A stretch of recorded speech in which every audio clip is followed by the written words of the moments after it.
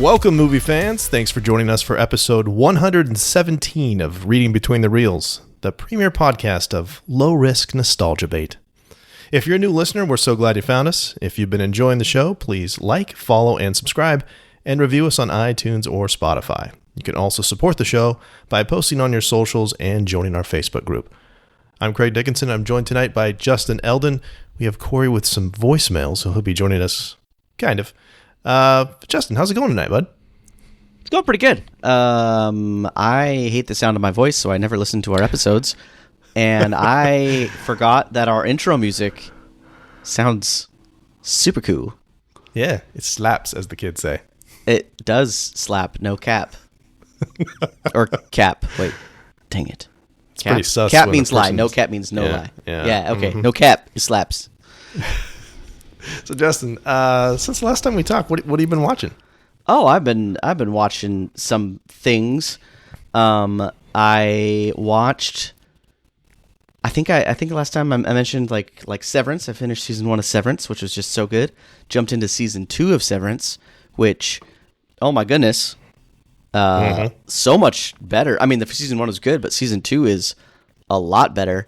Especially in terms of like cinematography. They really stepped up their game. I don't know if they just are like, hey, this is a hit, we can actually like dump some money into this. But there are some pretty crazy shots in there, and it seems like in terms of like parallelism and like the rule of thirds and triangles and all that basic cinematography stuff, they really focus on setting up every single scene to be like artistic. What's a better word for that? Intentional. Just every scene seems very intentional. Yeah. But yeah, it's really good. So I've been watching that. And then Netflix advertising finally got to me, and I've been watching Yellow Jackets on Netflix, which I think has 3 seasons now. I think I'm almost done with season 1. I don't love it. It's not great. I feel like all the advertising for Yellow Jackets was supposed to be like, ooh, this is supposed to be so mysterious, and it's not. It's like Lost, but watered down. I'm not a fan. I would like to be proven wrong, though, so maybe it's good. Maybe someone out there can tell me, hey, this is actually good later, but no. So far, not a fan. Okay. What have you been watching? Well, so I've been watching a ton of movies, but the ones I want to focus on, I bought them a while back, but I had been neglecting to watch the last 2 Star Trek The Next Generation movies, Insurrection and Nemesis. Ooh. And they're not that good. Insurrection more or less just feels like a longer episode of the show, and like it's kind of pointless. They made a movie out of that. Nemesis is okay. I mean, it's not great. It's not awful. It's just kind of mediocre. You got young Tom Hardy in it. That's probably the biggest draw from that. And I think the biggest thing with that is, he plays Shinzon, who's a clone of Jean-Luc Picard. I think the biggest issue I had with that, and most people did, was that was kind of the end of the Next Generation story, and so like it kind of went out on a very mediocre note. But now with Picard season 3, like they actually wrap up that stuff really well, and you get like, this is a good goodbye to that cast. And so I think knowing that's not the end helps that movie a lot. Yeah. But then the other thing is, and I talked to you a little bit about this off mic, was I watched all of the Predator movies I had not seen over like 3 days. So I had I'd seen the original like when it first came out, and then I had never even seen Predator 2, and then I watched them all, like even the Alien versus Predator ones. Which the first one I think is okay. It's not great, and it's not canon because it messes with stuff, especially after Prometheus and Alien Covenant and whatnot. But I mentioned this to you as well, but my favorite of those, and I think even more than the first one, is Predators. The one, which is weird because most people with Adrian Brody. That's my favorite Predator movie. It's not a well-loved one, but I watched that too, really, and I was like, this is solid. I really liked it. And I don't think Adrian Brody gets enough credit for just being great in that movie. Yeah. Yeah, it's definitely against, he doesn't usually play action heroes. And I was like, I don't know if I'm going to buy him as that. And I absolutely did. Yeah. Well, I think I watched some interviews with him, and he was saying he went to like extreme crazy lengths to get the body for that movie. And he was really disappointed that the movie bombed so bad because how much work he put into like getting toned. Yeah. Yeah. I just thought it was a really interesting twist on the whole Predator concept. I think it's been repeated over and over again, but I thought, and I mentioned this to you too, I thought like that the title could be a double entendre. It could be also referring to the humans, because none of them are good people and they all, kill people, especially when you get the little twist. Sorry, spoiler for a 15-year-old movie. When Topher Grace is revealed as who he is, like, yeah, that makes sense. That's who these people are. Mm-hmm. I think too, it goes into some good. You get a little bit more like Predator lore. Did you see? Sorry, folks, we talked about this off camera, off mic. You ended up watching Prey, right? The Hulu one. Was it Hulu? Yeah. I did. Yeah. What did you think? That was okay. Overall? I mean, it was a little slow. Yeah. So yeah, no, I liked it. Like I said, it dragged it in different places. I did like the end and how she kind of outsmarted it, and it also kind of killed itself. I liked that it tied into Predator 2. I liked that it because like the perception was that it was going to be Mary Sue girl boss type of thing, and it very much wasn't that. Like, she got her butt handed to her multiple times. She needed a lot of help to take down this. It was kind of a group effort. She just happened to be in a lot of ways like Ripley and Alien, right? Yeah. Just, it's not like Ripley was such a badass that she took, the xenomorph down. She just was lucky in some places, and everybody else kind of slowed it down. And, it was one last thing. She's just the last one happened to be alive. It felt more like the original Predator more so than anything, because like you said, it's a group effort and whatnot. But I also thought it was cool to see the Predator in that movie, in Prey, kind of with like modern effects. Like I thought he looked really cool. All of his weaponry was really cool. We get to see the Predator gives her that, or no, I'm sorry, not Predator. One of the Frenchmen gives her that gun that is in Predator 2 that you kind of like see reference. There's a little tie in there. So they're, they have some Easter eggs in there. I liked it, but yeah, you're right. It is fairly slow. There's a lot of like character development, and by the end, I'm like, I don't know if I super care about this character, but it was fun overall. Yeah, it was fine. So let's talk about what we're doing today. So we've kind of taken a little break from, we finished finally the Marvel Before the MCU series, which kind of went out with a little bit of a whimper with Fantastic Four: Rise of the Silver Surfer, and we're about to start a new series, and we'll talk more about that at the end. But we wanted to kind of just take a break, and when we do these series, we want to kind of just call it like a palate cleanser, right? So do something new, something different. And so today we're going to talk about our selections for the top 5 movie remakes. And so, like I said, we've got some voicemails from Corey, and I figured we'd probably play his first just so we can kind of react to what he said, and then go from there. How's that sound? Yeah, that sounds good. I do want to point out that, like, as we're getting into this list, I don't think we had like criteria on what constitutes as a remake, right? Like, is a legacy sequel a remake? Is a what's it called where it's like a reboot remake, like a reboot sequel? I think we counted those as well. Like Suicide Squad, right? That's like a reboot sequel. So I think we're going to count that too. So this list may end up being all over the place. We'll see how it goes. I tried to not make any kind of restrictions on it so we could kind of talk about those and midway through and go, I hadn't considered that kind of thing. So. All right, let's do a Corey voicemail. So I'm going to go ahead and play the first of Corey's You ready? Okay. And he's going to do his, we'll do from 5 to 1. So here's Corey's number 5. Hey, Craig and Justin. I got my list. I'm not being excluded today for the top 5 remakes. Here we go. I'm going to start my list. Number 5, True Grit. The John Wayne one was great. He does play that character, Rooster Cogburn, wonderfully. But I think the new one is just much better in conversation, how they talk. Jeff Bridges does a great job. Even though he's a mumbler halfway through, you have to watch it with closed caption on. But one of the best lines in the whole thing, and they kept it in there, "Fill your hands, you son of a bitch."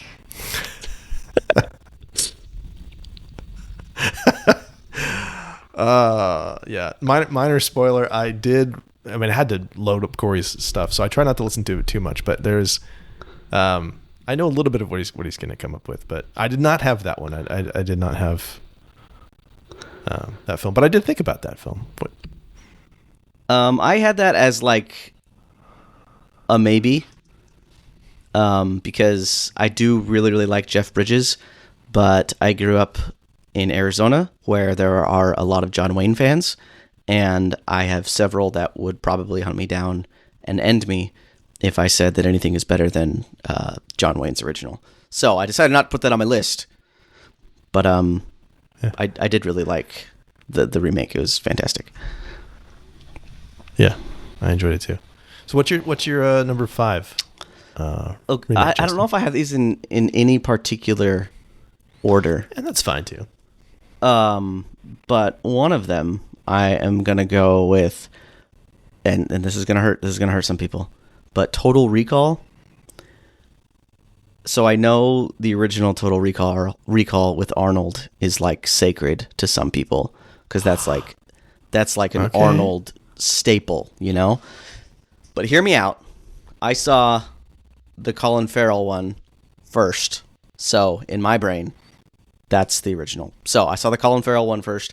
I really liked it growing up. It was really awesome. Fair. I like sci-fi, and it kind of felt like Minority Report-ish to me. Maybe it's because I saw them around the same time. It's solid. And now when I go back and watch the Arnold Total Recall, I think it's weird and makes me feel icky inside. But yeah, Total Recall, it just has like a really cool aesthetic to it. Colin Farrell, I thought, did a really awesome job. There's like a fun twist. I think it's well done. It's kind of corny if I were to go back and watch it now, which kind of scares me. I don't want to go back and watch it because I want it to remain a happy place in my brain. Okay. And you know, it's interesting that you brought that up, that you saw the remake before the original. My list, I think I've seen one of the originals, but I'm just like, I know this is a movie I like, and it happens to be a remake, and that's kind of where I'm going with. Not necessarily comparing the two, but my first one I want to talk about is actually that one. It's The Mummy from 1999, starring Brendan Fraser. Is technically a remake of the 1932 film starring Boris Karloff, and I really enjoy this film. I mean, the CGI for the most part holds up pretty well, better so than the second one for sure. But I just remember seeing this in the theater and having already seen Army of Darkness. I was like, yes, this is very much like in tone with what I would see Ash do, and the way that Brendan Fraser's character reacts, like he's not afraid. Yelling back at the mummies and that kind of stuff. It's a fun roller coaster ride. Still holds up. I watched it recently. Still fun. Mm-hmm. Yeah, that's my number 5.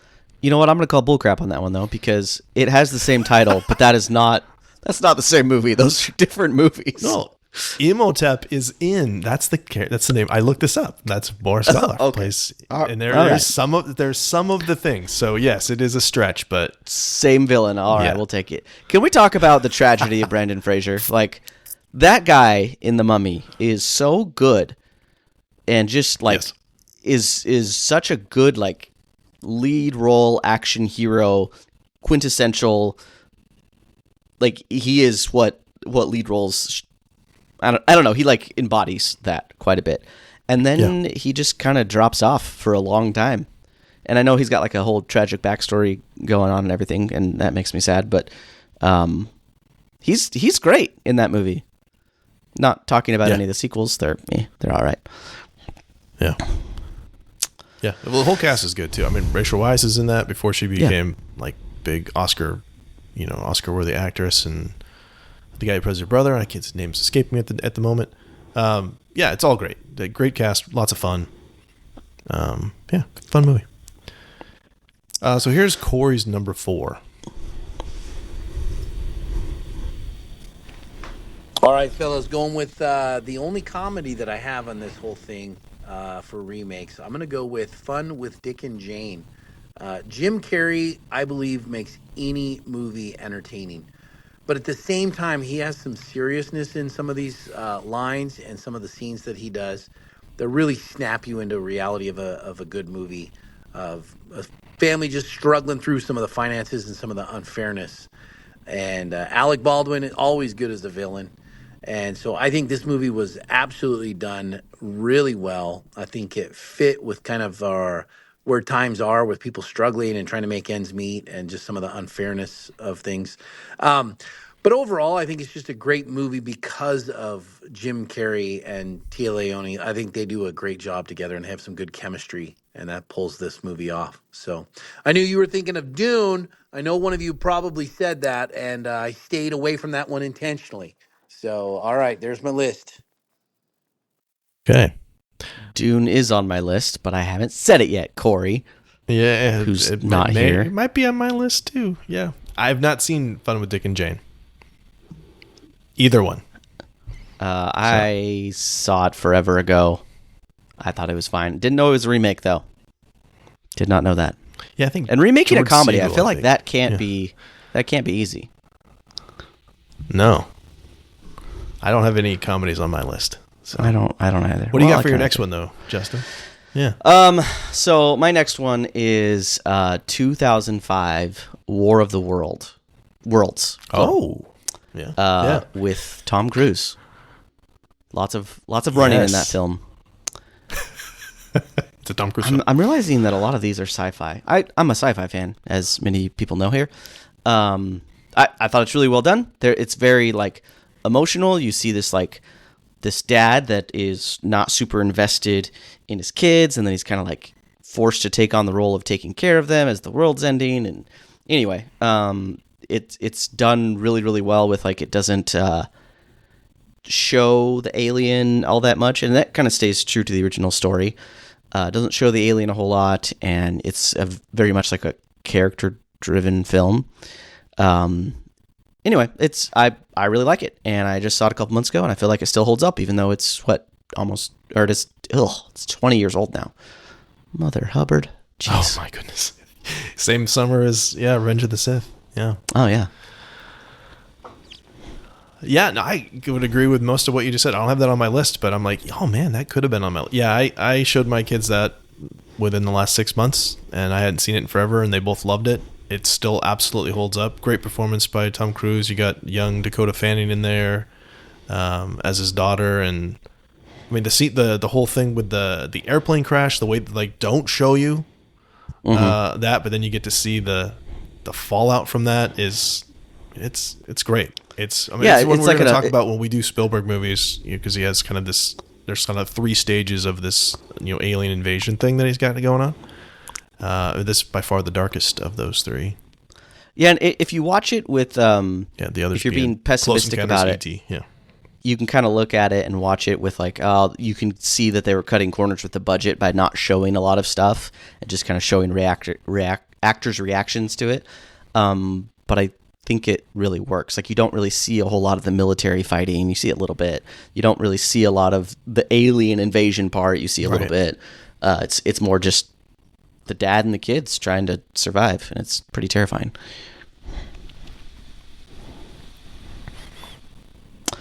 What do you got next, Craig? Yeah, no, that's a good point. I think of it like in terms of like Signs is kind of similar to that way. The M. Night movie in a lot of ways. Okay, so my number 4 is another movie that I did not know was I forget that it's a remake. It's a remake of the 1991 French film La Totale, The Total in French. I don't speak French, so sorry to our French listeners.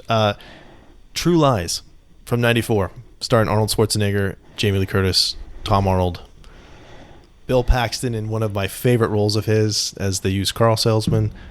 It's a fantastic film. I love it so much. It's ridiculous. He has a terrorist guy hanging off of a missile on his jet, which he fires through a building into a helicopter full of other terrorists. Okay, when did that movie Yes. come out? Because that sounds very 1990s. It is 1994. Yeah, that tracks. That tracks. So it's kind of like the like Terminator 2 comes out in 91, and this is like the next James Cameron film. So it's him and Arnold reunited after the success of T2, and it's kind of like I don't know, let's call our shot and go for this. But yeah, it is fantastic. The only thing I don't like about that movie is the fact that Arnold, and this is a small thing, does not say "I'll be back," but that had become kind of his catchphrase, and so not having that. But yeah, that's recently re-released in 4K, and I watched it recently, and it's still super fun, very quotable. Tom Arnold, who looked kind of like a nepotism thing that he got hired there, like no talent guy, married to Roseanne, and then he is hilarious in that movie. Lots and lots of fun. We have the thing with the riding the horse through through the building and whatnot. Yeah, just a ton of fun. Let's take a listen to Corey's number 3. All right, here we go. My number 3 remake I'm going with, and now this is a classic. This is a classic, and it kind of hurts to say that the remake is equal to or better. I'm going to go with Total Recall. I think Colin Farrell does a great job. I actually really like this movie. I don't think it did as well in the box office. The plot was a little less clear than... but the original Total Recall even had a kind of a wonky plot other than the blue sky on Mars. And but this one's got some great action scenes and some good imagination in it. And they kept some of the same scenes in there, which I kind of liked, especially the dream sequence scene where his friend's trying to talk him out. It's a great movie. I actually really liked it. I think this is a good remake. It could have actually used a sequel even. All right. Corey, I always knew I liked that guy. So our first official repeat. We've been hinting at another one, but yeah. So we've talked about that already. He likes that better than I've not seen it, so I can't really comment on that. You haven't seen the new one? I've not seen it. No, I saw Total Recall, the original one, in the theater. But Old. I am old. 1990, I believe. Yeah. Really? Paul Verhoeven. Yeah, same director as RoboCop and Starship Troopers. Am I remembering that correct? I think so. Yeah. Mm-hmm. Okay. So, Justin, what's your next one? So my next one is, I think most people, especially Craig, can agree with this one. This is the 2016 Ghostbusters. It's the all-female cast with Melissa McCarthy, Kristen Wiig, Kate McKinnon, Leslie Jones, I really just think it stays true to the spirit of Ghostbusters. And, I mean, obviously the original Ghostbusters was lacking, as everyone can agree. I mean, the original cast just didn't really, have it. Mm-hmm. Dan Aykroyd, just really. I'm just kidding. I can't do this. No, this is a straight up.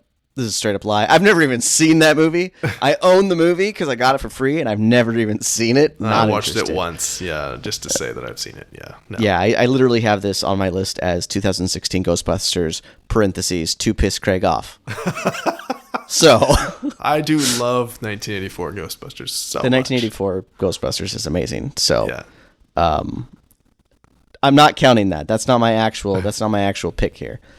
Actual pick though would probably be Nosferatu. Oh, It's the Dracula ripoff, but it was good. Obviously the original, I don't think it appeals to audiences today because it's so freaking old. When did that come out? that's like a silent film too, right? I No, know it's in black. No, the original one. Yeah, 1922. Is there dialogue in that, or is it just like the little It's a cards silent that pop film. up? Yeah, Yeah. So I mean, it's iconic, but yeah. I've never seen it. It's- Either one, actually. I tried watching it just when this new one came out. I tried watching it, and it's over 100 years old. Like, Yeah. movies have changed a lot. Audiences have changed a lot. So I don't know if that's a fair pick, but I really liked the new one. I thought it was really good. I'll probably never watch it again. It's one of those movies where I'm like, that was really well done, and I think I saw all I needed to see, but it's very, very slow, but it was interesting. I understand, yeah. And when you bring up an interesting point, though, I love, like, it's 100 years that's a good and long time before you make a remake, right? Because I was thinking, like, what... Because we're doing this all the time now, remakes, and you'll notice that there's a complete lack of Disney remakes on any of our lists. I'm assuming I got one coming up. Oh, darn it. Just one. Dang it. Sorry. But my point is that it should, in my opinion, it should be at least a generation, like, and not like the 10-year generations like we have now, but like back in the day where it was like 20 years before you'd make a new one. Yeah. I mean, exceptions would be, like, I would say, like, True Lies makes it, like, if you're remaking a foreign language film into an American, like, that's a very different animal. But if it's like, hey, this happened in the last 10 years and now we're just going to do it again because we need to make sure we hang on to the IP, which is that's what we have 3 different iterations of Fantastic Four. Like, we get 4 now, because we have to keep the rights. That's why Spider-Man rebooted. We have to keep the rights. We have to keep a movie in production. No, I don't like that at all. Yeah. Because if you are waiting a generation or more, your audience is going to change. Their interests are going to change. The way, like, we consume movies as humans changes, what we're looking for. Like, all that stuff. Technology, obviously. Like, the original Nosferatu still has a lot of... Craig and I have both taught film classes in some form or another. And... I think we both use Nosferatu. Like, I used a couple scenes from that to kind of explain cinematography. But are any of the kids in that class ever going to see that movie? No, probably not. But it's still iconic in the way it did things, and it, like, set the genre, and it set up filmmaking the way we have it today. But it's still, as a whole, much slower and oddly paced in a way that, like, we can't really relate to today. But the new one, also still slow, but good. Well done. Okay. For the most part. Like you said, I probably saw more than I wanted to. There was some nether regions that I could have done without. I don't need to see Dollar Store Dracula's nethers. I'm good. Just skip right over that. I like it. You just keeping it PG. I love it. Mm-hmm. Yeah, okay. My number 3 is from 1999, The Thomas Crown Affair. I don't even know what that is. Which is a remake of the 1968 film starring Steve McQueen and Faye Dunaway. Faye Dunaway has a cameo in this as the psychiatrist of the main character, Thomas Crown, who was played by Pierce Brosnan. Ooh. Pierce Brosnan, Rene Russo. Dennis Leary has a very large role in this as well. It is a heist film. I love heist films. It's directed by John McTiernan, who did, we mentioned Predator earlier, did Die Hard 1 and 3. It is a fun, great film. Fantastic score. Super clever. Lots of twists. I highly, highly recommend. Like I said, I haven't seen the original, and I have no desire to, because I can't imagine a movie being better than this one. As far as, like, this is one of my favorite heist movies. It is Pierce Brosnan at his absolute suavest. Is that a word? He's super charming, very clever. He's basically a super wealthy businessman who's bored, and so he turns to thievery. I think I want to watch that movie just based off that description. And Rene Russo is she works for the insurance company, and it's her job to catch him. Yeah, It is fun. It's a good film. And Pierce Brosnan is just great. Yeah, it's really fun. Great score, like I said. Great action sequences. Dennis Leary is good there for comic relief and pathos, and it's just a good fun movie. Am I alone in my extreme desire to want to punch Dennis Leary in the face, simply based off his face? No, he has a very punchable face. Yeah, I really want to punch him. I'd pay money to punch him. He's likable in this, though. He is not an a-hole in this. He is funny. I will say, just quick aside though, it's not a movie you watch with your kids. It is. There's a little bit of playtime, a little bit naked playtime in there. So just be aware of that. Oh, okay. I don't typically watch Yeah. Okay. Yeah. Yeah. But yeah, good film. Okay, let's see what Corey had for his second to last film. All right, here we go. My number 2 remake. I think this is an incredible job. Made it better on the movie. Dredd, 2012, remaking Sylvester Stallone's Judge Dredd. I think Carl Urban does an incredible job in this movie.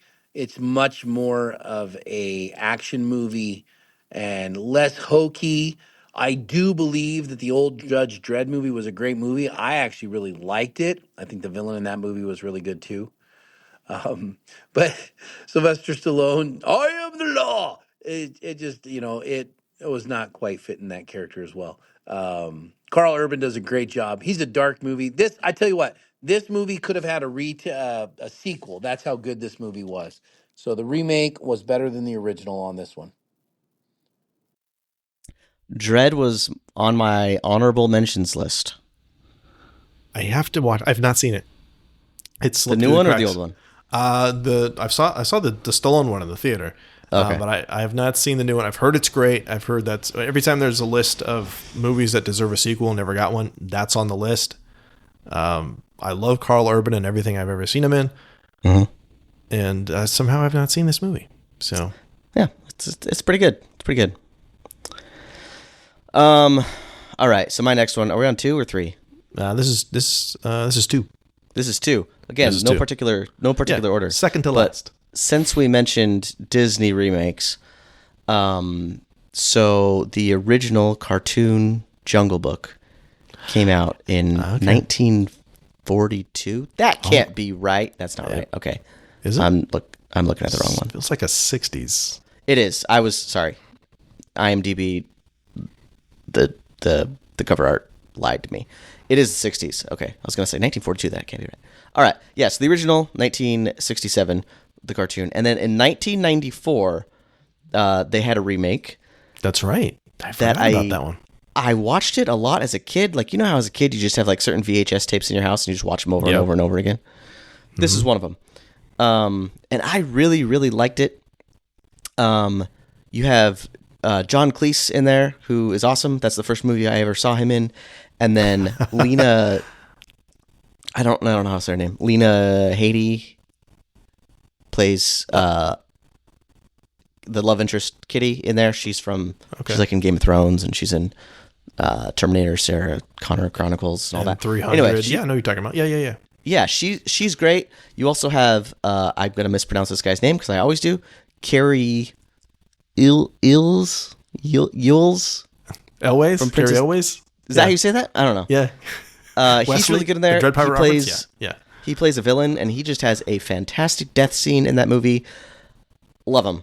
So I really like that movie a lot. Like it's nostalgic. But I also really liked the 2016 Disney remake. I like that one too.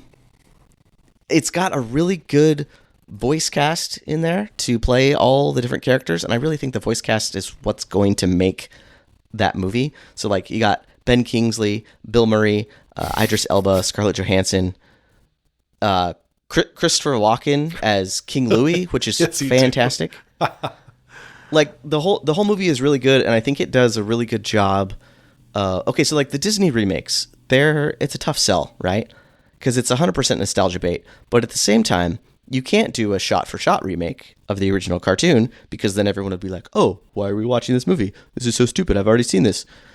But then you also can't vary too much from the original because then people get really mad that you varied from the original. So it's like you're kind of stuck, which is why I'm so confused that they keep remaking these movies because they suck. But I think somehow the Jungle Book fits right in there where it stays true to the original just enough, but also has some new stuff just enough to kind of appease both audiences. And I thought it was fun and funny, and I just thought it was overall well done. Yeah, that's a good one. I like that one too, and I think some of it is how far apart the cartoon and the new one is, because like a lot of the new ones are like, hey, from like the Disney Renaissance is kind of what they're doing, like from the mid 90s upwards, and so it's like we saw these films as kids, and now we show them to our kids. Is kind of that's kind of the idea. Whereas this one's like came out before we were born, and a lot of us maybe didn't even see it, or have only seen it once or twice. And so, like, I don't have an emotional attachment to the original film like I would for some of the newer stuff. Like, I remember vividly seeing The Lion King and be like, wow, that was freaking great. Like the animated one, you know what I mean? Whereas this one, I was like, yeah, I kind of have a passing knowledge of it. And so it's, even though it is a remake, it also still feels fresh because I don't really know the original film that much. I need to go back and look at all the remakes because I'm wondering, because I like Dumbo too. Dumbo was a good remake, and that was another old original. And I wonder if maybe that's why I like some of those, because they are older. I think we're coming to some conclusions here, Craig. Like, for it to be a solid remake, you need time in between the two. That's my opinion. But I also think every time I think about remakes too, I always, and why you shouldn't do a remake, I think of movies like Psycho, which I've never seen the remake because I kind of like, I know it's a shot for shot, and you just talked about this. Why would I want to watch that? Because the Hitchcock film from 1960 is a perfect film, and now you're just aping it. Why? No, thank you. It will obviously be inferior because of that. Yeah, that is a hard line to walk. Yeah, it really is. Like, but I like don't remake movies that are already. We've talked about this too. Don't remake movies that are already good. Remake movies. This is why I'm so excited for Highlander with Chad Stahelski and directing and Henry Cavill. We're like, great concept, poor execution. Give me that. And that's where, not to make this too smooth of a transition, but that's where my next one comes in. To be honest, I have not seen the original, but I'm going to assume that it's kind of hokey and cheesy. Ocean's 11 from 2001 is a remake of the 1960 film starring the Rat Pack. So it's a Frank Sinatra vehicle, right? Like those guys are like, they made this movie so they could hang out and drink. Right? And to be fair, like when you got Clooney and Brad Pitt and Matt Damon and those guys, they're also doing that, and they did 3 movies, and supposedly there's a 4th one coming down the line. They made these movies also to kind of hang out with their buddies. And so I was like, okay, this is going to be whatever. It's just going to be full of stars, and it won't be that good. But it's incredibly rewatchable. I love heist. This is my second heist movie on this. I love heist movies as a genre. Super quotable. It's very rewatchable, as I said. Great cast, obviously. Clooney and Pitt, who's eating in every single scene. Julia Roberts, Andy Garcia, Matt Damon, Casey Affleck. Elliot Gould is hilarious in this. It's and that cast works so well together. Like they have Don Cheadle. Come on, they have some of the best chemistry with such a large cast, and like every single one of those just hits every single time. Between like Damon, Clooney, and Brad Pitt. They're just fantastic together. Yeah, so funny. Yeah, just and then I like all 3 of them. You add Catherine Zeta-Jones to the next one, and then you just keep, and then Al Pacino's in the 3rd one. It just keeps layering it in there, and it is. They're just making this movie to have fun, but I think that absolutely translates. Like these are all fun movies because they're having so much fun as they're making the film. Mm-hmm. They're taking the movie seriously, but not themselves. So, yeah, that's and the first time I saw that movie, I was like, yeah, that's a good movie. I don't ever need to see it again, and I've since changed my tune dramatically on that. So, all right, let's hear. This is Corey's last one, although he does have one honorable mention. So here's Corey's last one. All right, here we go, fellas. I'm going to go with this as my number 1 movie remake of all time. Absolute fantastic remake. Took the story and made it even better. The Magnificent Seven. I mean, this was a good movie I watched as a kid. Growing up, I was big into Westerns. I guess my list shows that. Second new Western remake with Denzel, Chris Pratt, all of the level of characters and that they develop in this one is so much better. The dialogue is great. The humor is in there a little bit better. And I got to tell you, between Denzel and Chris Pratt carrying this movie, even though every single guy who's in this, the 7 are incredible, but those 2 alone just make this an incredible Western experience. And so this is my number 1 movie for remake. Okay. That's I've fair. seen that one. It's a good movie. Which is funny because, of course, the Magnificent Seven is a remake of Seven Samurai. So it's a remake of a remake. And that whole story's been retold so many times. But that is a fun movie. I really think Westerns need to come back. Like that Agreed. needs to be a genre again.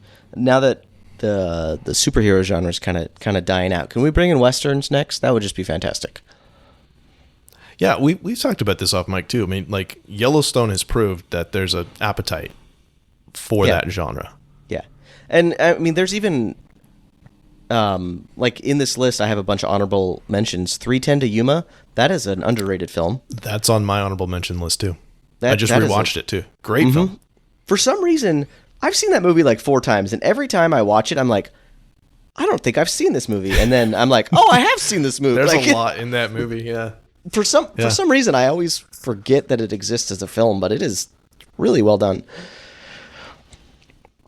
Okay, am I going for my number one right here? Yeah, your last one. I'm gonna do like a runner-up honorable mention list here first. Sure, we can do that. Even though this is not in any particular order. So honorable mention, Spider-Man, the second reboot, not the third reboot.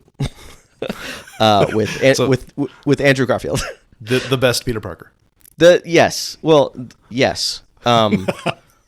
my opinion.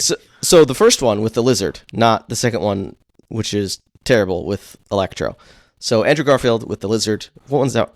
Is that called? The Amazing Spider-Man. The Amazing Spider-Man. Dennis Leary's in that. Oh yeah, and I want to punch him in that movie too. Emma Stone is so good in that movie. Yeah, like okay, She's so charming. Yeah. Emma Stone, I think, is the best Mary Jane, and Andrew Garfield, I think, is the best Spider-Man of any Spider-Man we've gotten. He's got the wit, the way Spider-Man has the wit. I think he has the proper body type.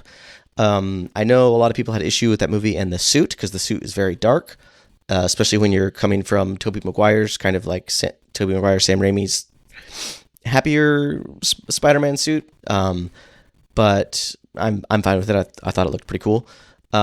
It's the wit. It's 100% the wit. The way he insults the villains. That scene where he's in the parking lot and the villain like pulls out the knife and he's like, "Oh my goodness, my one weakness, small knives." Like, it's so good. He nails it, and I love it so much. Like, I think all 3 iterations. No one hate me. Don't send me death threats. I think all 3 iterations are great. But that one is my favorite. It's well done, and I think it is underrated. Anyway, but since all 3 were good, I don't know if I could say it's the best remake because the original was pretty solid too. Anyway, where was I? Oh, yes. Your list of honorable mentions. Oh, yeah. So a couple other honorable mentions. Jumanji, kind of like a remake reboot thing. Thought that was really good. Oh, yeah. It was pretty solid in terms of remakes. Hairspray, I really liked that movie. I think I've seen that movie in theaters more than I saw any other movie. Something about the music really just hit me. I don't know what it was. It was a weird time. I had just graduated high school. It's the whole thing. Like, it's good, but I shouldn't have seen it like 5 times in theaters. I don't know what was up. All right, number 1 favorite remake. But again, the original is still awesome, but the remake is also awesome. Charlie and the Chocolate Factory with Johnny Depp. Oh, hot take. Because they're both good. They're both really good. I'm not dissing on the original. I love the original. But believe it or not, Johnny Depp's version, or Tim Burton, I guess we should say, Tim Burton's version, is more true to the book than the Gene Wilder version. And Johnny Depp is just so funny. There's so many good quotable lines in that film, and it's perfectly weird in the way Tim Burton films should be. And the author of the book, I can't say his name, Roald Dahl, however you say that. Roald Dahl, yeah. I can't, whatever. I feel like all of his movies should be, all of his book to film adaptations should be directed by Tim Burton because they're just, it's perfect. Not a fan of the Oompa Loompas. The Oompa Loompas are weird and creepy because they're all like copy paste of the same guy. Not a fan. But everything else, spot on, beautiful. It hits. It slaps. Boom. Brought it back. Nice. All right, I'm gonna play Corey's last one, his honorable mention, and then I'll go through my list here. All right, listen, I've got one more. I don't know where I forgot about this one, and I was just now watching some clips of it, and I was like, heck yes, this is in my top 5. So you can take any one of my top 5 list except for the Magnificent Seven, and you could bump them off my list and put this one there. I'm gonna say Star Trek, the remake with Chris Pine and the whole cast was a brilliant show. I absolutely love that show. I love how they reimagined the characters. They took this legendary show like Star Trek, which I think is incredible, at times competing with Star Wars movies.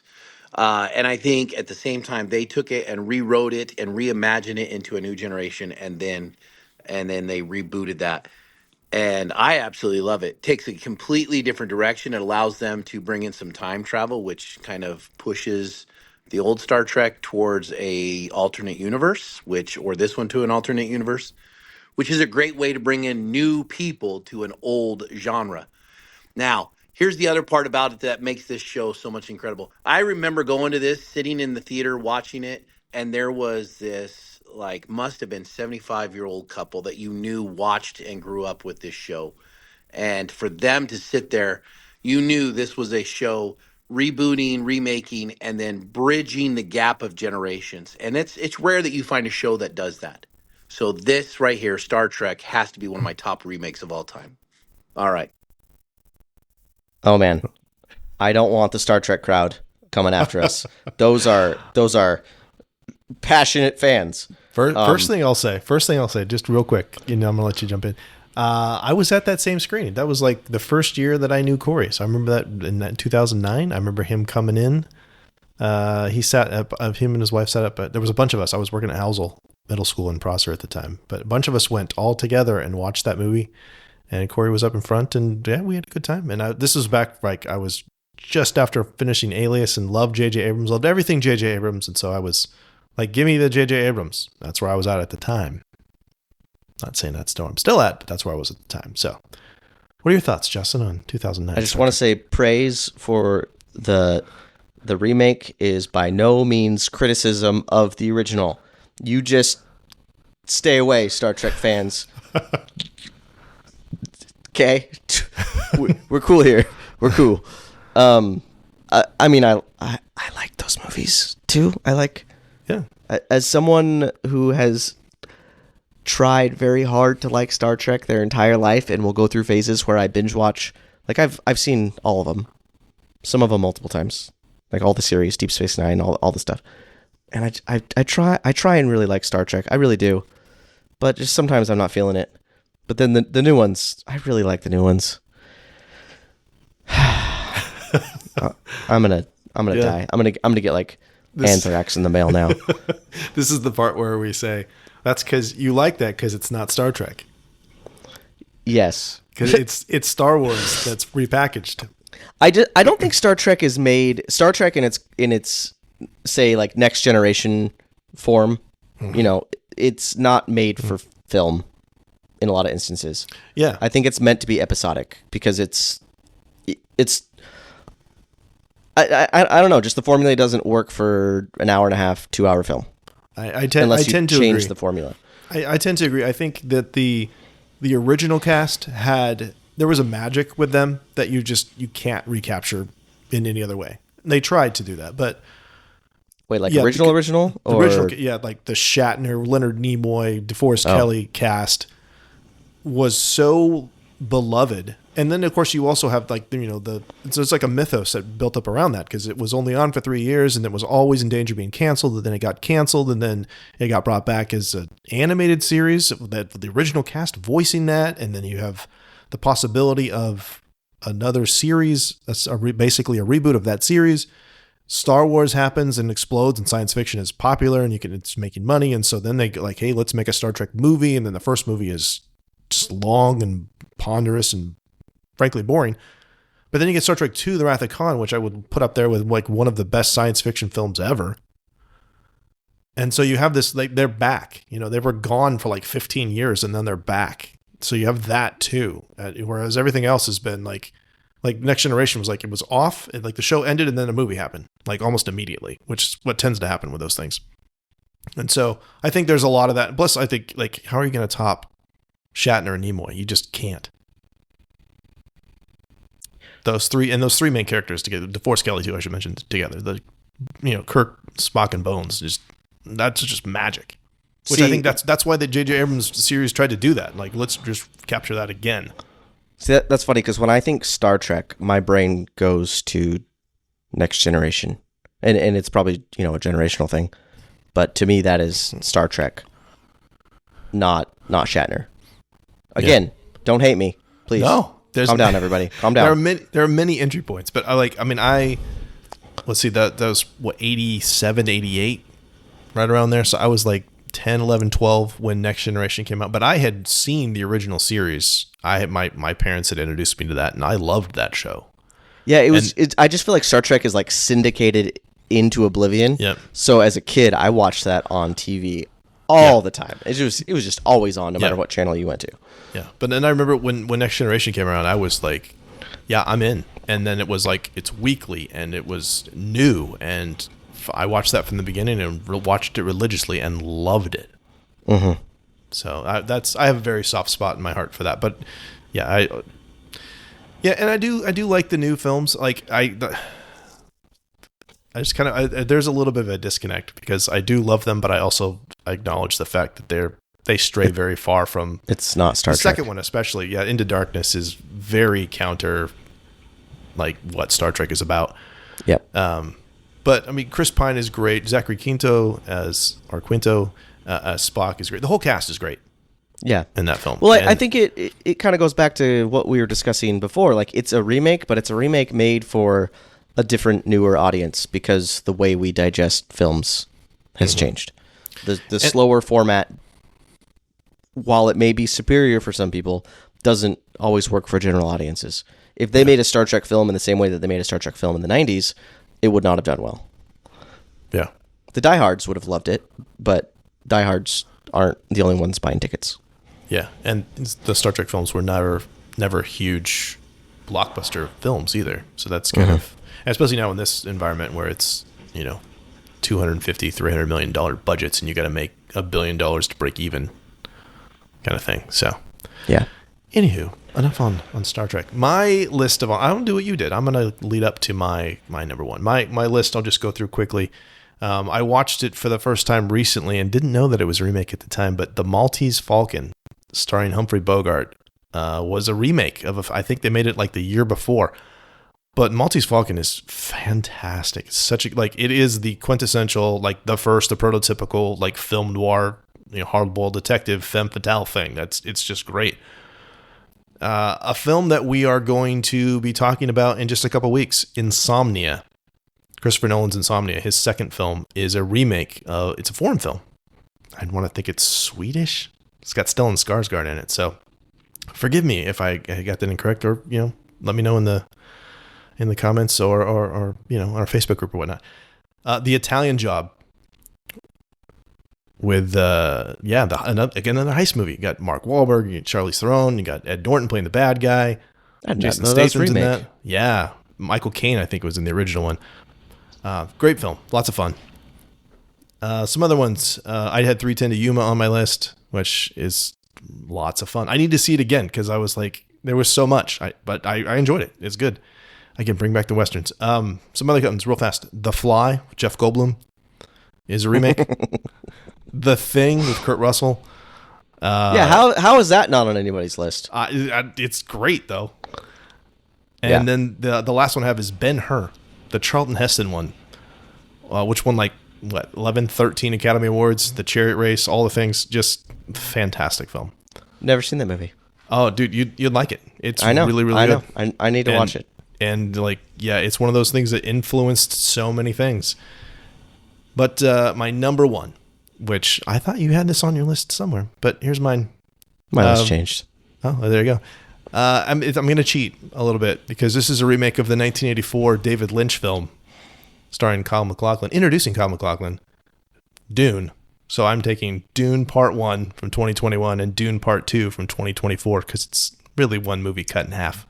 I took it off my list because I wanted to be hipster and cool and original, and I thought all three of us were going to choose Dune because, yeah, the new one's amazing, and the original one is not great. No. And I have a soft spot in my heart for it because I love the book. I love the story.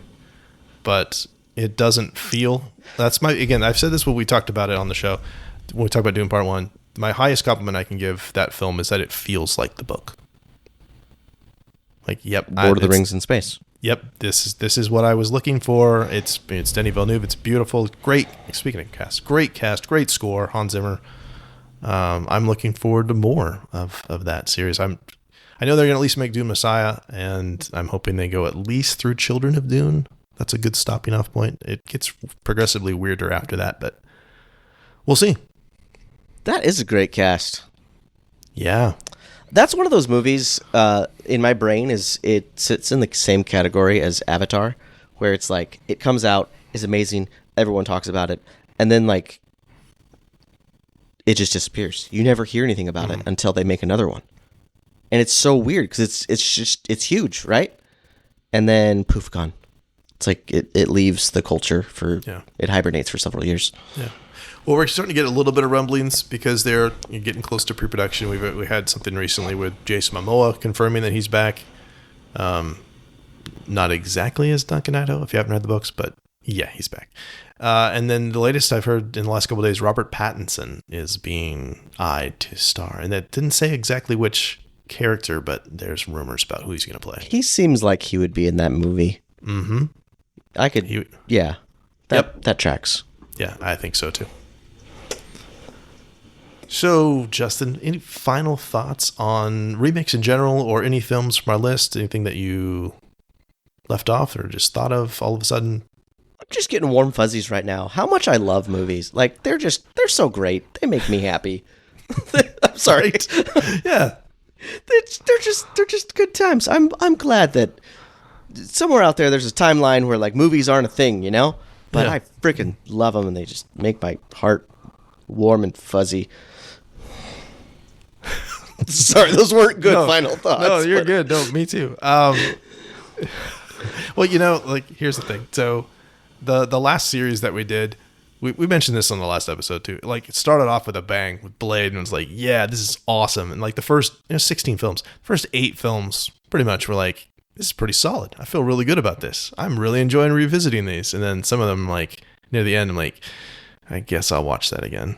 Yeah, several of these are just like, why does this feel like a chore to have to watch this movie? I don't want it to. Like Ghost Rider, I don't want to watch that movie. Fantastic Four, Rise of the Silver Surfer, I don't want to watch that movie. Don't make me do that. Yeah. But I think we have some wonderful things coming up. Like, our next film, we're going to start our series, which we we moved some things around because it made sense, especially after Deadpool and Wolverine, to jump right into the pre-MCU stuff. But yeah, the films of Christopher Nolan is coming up next. And like I've told you and Corey both off mic, like it's going to be quite a shift from, we're going to watch these movies that they just come pumping out because of the license and they're just trying things and seeing what happens to. These are legit great film after great film after great film. Great performances, like remarkable films. So yeah, we'll probably mention this several times over the next several episodes, but Craig and I have a teacher friend who has been on another episode, the Lord of the Rings Fellowship of the Ring episode, and he is not a Christopher Nolan fan. He does not like Christopher Nolan movies, and Craig and I are both just like, what is wrong with you? Like, I couldn't think of a Christopher Nolan movie that I don't like. They're all solid, and I'm just gonna have to rethink my friendships because I just don't think that's very un-American of him. Yeah, Yeah. So I hope you guys join us for that. I know, like, that's one thing I've sent out several polls and put comments in, like what are the things that make you choose to listen to a movie podcast? And almost always the biggest prevailing answer is the movie that you're covering. So go figure. Yeah, go figure. So I think that's going to be a fun adventure for us to go on. And as we close, we just want to thank you guys all so much for listening. And if you'd like to connect with us, you can find us on X, Instagram, and Facebook. Email us at readingbetweenreels@gmail.com or use the SpeakPipe app on our website. If you enjoyed the show, please like, follow, or subscribe and review us on iTunes or Spotify. And one last thing, our next episode, as we kind of talked about a little bit, will be the start of our series on the films of Christopher Nolan. And we're going to start with a review of Memento. Nice. So send us an email or voicemail about your favorite moments from Memento, and we'll share it on the next episode.